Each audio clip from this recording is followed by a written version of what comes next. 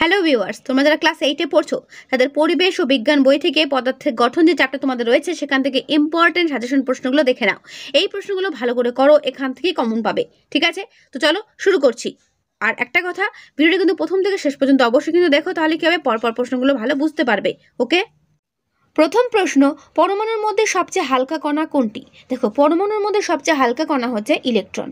ওকে, তারপরে প্রশ্ন, C14 6 C14 7 এরা কি পরস্পরের কি? এরা হচ্ছে পরস্পরের আইসোবার। ওকে, আইসোবার। তারপরের প্রশ্ন, পরমাণুতে আইসোটোপ সৃষ্টি হয় নিচের কোন সংখ্যার তারতম্যের জন্য? পরমাণুতে যে আইসোটোপ সৃষ্টি হচ্ছে সেটা কোন সংখ্যার তারতম্যের জন্য? উত্তর কি হবে? উত্তর হবে নিউট্রনের জন্য। তারপরে প্রশ্ন, পরমাণুতে সমসংখ্যায় থাকে কোন জিনিসটা? দেখো, একই সংখ্যা, তো সমসংখ্যায় কথার মানে হচ্ছে একই সেম নাম্বার, সেটা কোন কোন?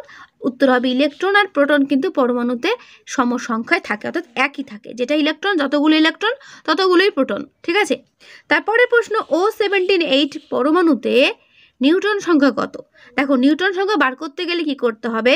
ভর সংখ্যার সঙ্গে প্রোটন সংখ্যা বিয়োগ করলেই নিউট্রন সংখ্যা বেরিয়ে যাবে। ঠিক আছে, তো দেখো 17 থেকে 8 বিয়োগ করলে কত উত্তর হয়? উত্তর হবে 9। এরকম কিন্তু তোমাদের কিন্তু পরীক্ষাতে অঙ্কের মতো কিন্তু করতে দেবে, সেটা কিন্তু এইভাবেই তোমরা করবে। ঠিক আছে, এর পরের প্রশ্ন, ভর সংখ্যা থেকে পরমাণু ক্রমাঙ্ক বিয়োগ করলে কোনটি পাওয়া যায়? দেখো, ভর সংখ্যা থেকে পরমাণু ক্রমাঙ্ক বিয়োগ করলে নিউটন সংখ্যা পাওয়া যায়। ঠিক আছে, এটা খাতায় কিন্তু ভালো করে নোট করে রাখবে। এর পরের প্রশ্ন, যেসব পরমাণুর প্রোটন সংখ্যা সমান কিন্তু নিউট্রন সংখ্যা ভিন্ন, তাদেরকে পরস্পরের কি বলা হয়? তাদেরকে পরস্পরের আইসোটোপ বলা হয়। উত্তর লিখবে আইসোটোপ।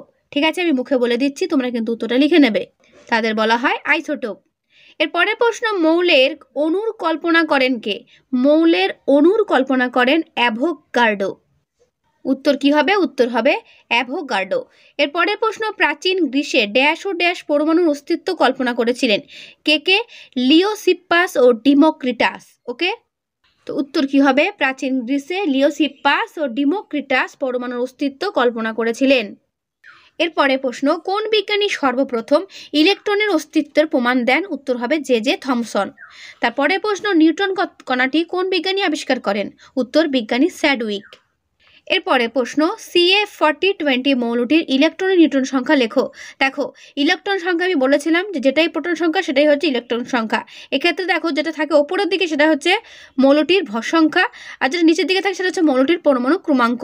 ওকে, তো দেখো ভর সংখ্যার মধ্যে কি কি আছে না, নিউট্রন প্লাস প্রোটন থাকে। ঠিক আছে, আর নিচেরটা হচ্ছে পরমাণু ক্রমাঙ্ক বা ইলেকট্রন সংখ্যা বা প্রোটন সংখ্যা।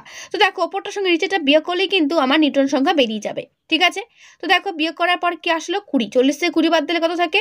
20। আর 20 তো নিচেরটা রয়েছে, কারণ যে প্রোটন সংখ্যা সেই হচ্ছে ইলেকট্রন সংখ্যা, আর সেটাই হচ্ছে পরমাণু ক্রমাঙ্ক। ওকে, তো এই অ্যান্সারটা কিন্তু ভালো করে তৈরি করবে। ওকে, এরপরে প্রশ্ন, পরমাণুর ভর সংখ্যা কাকে বলে? দেখো, একটি পরমাণু নিউক্লিয়াসে অবস্থিত প্রোটন ও নিউট্রন সংখ্যার মোট সংখ্যাকে বলা হয় ওই পরমাণুর ভর সংখ্যা বা ম্যাস নাম্বার।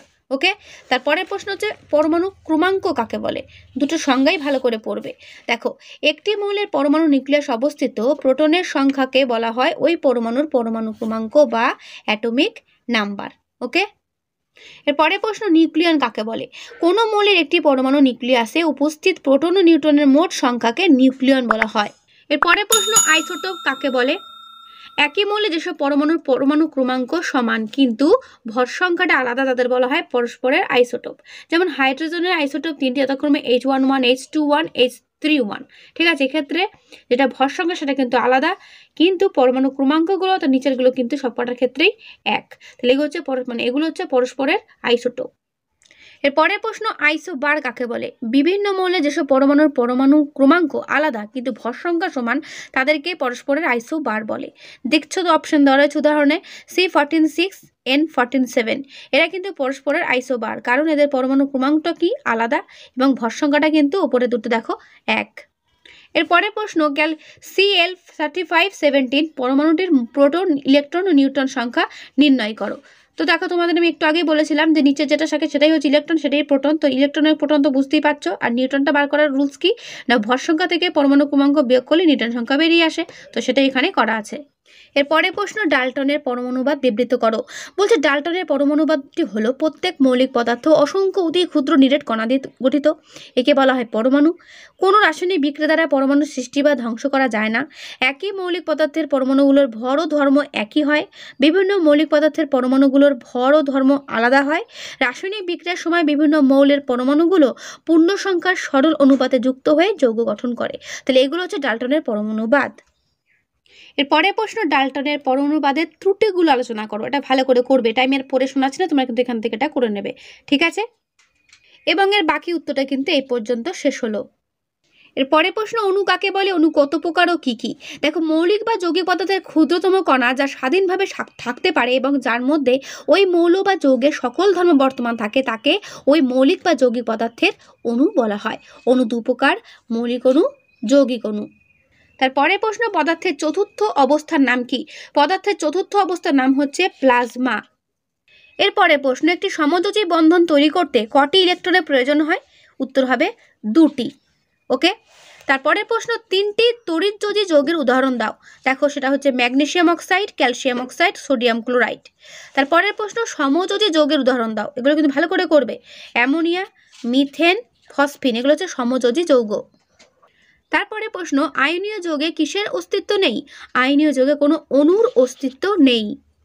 এরপরে প্রশ্ন, একটি শূন্যযোজী মৌলের নাম লেখো। উত্তর হবে হিলিয়াম। মূলক কাকে বলে? একাধিক পরমাণু জোটবদ্ধ হয়ে যে আয়ন তৈরি করে তাকে বলা হয় মূলক বা র্যাডিক্যাল। এরপরে প্রশ্ন, একটি যৌগের নাম লেখো যেটি সমযোজী ও তড়িৎযোজী উভয় যৌগেরই মিশ্রণে বা সংমিশ্রণে গঠিত। উত্তর হবে অ্যামোনিয়াম ক্লোরাইড। এটি এমন একটি যৌগ যেটি সমযোজী ও তড়িৎযোজী যৌগ দিয়ে গঠিত। এরপরে প্রশ্ন, যে ধরনের রাসায়নিক বন্ধনে ইলেকট্রনের দেওয়া নেওয়া হয় তার নাম কি?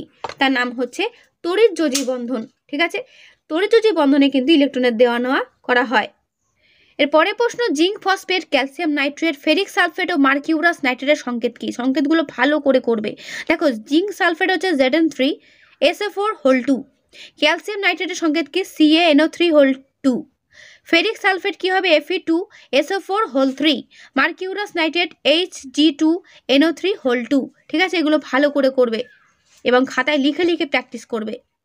এরপরের প্রশ্ন, হাইড্রোজেন সালফাইড ও কার্বন টেট্রাক্লোরাইড অণুর প্রাথমিক গঠন কেমন হবে? একে দেখাও।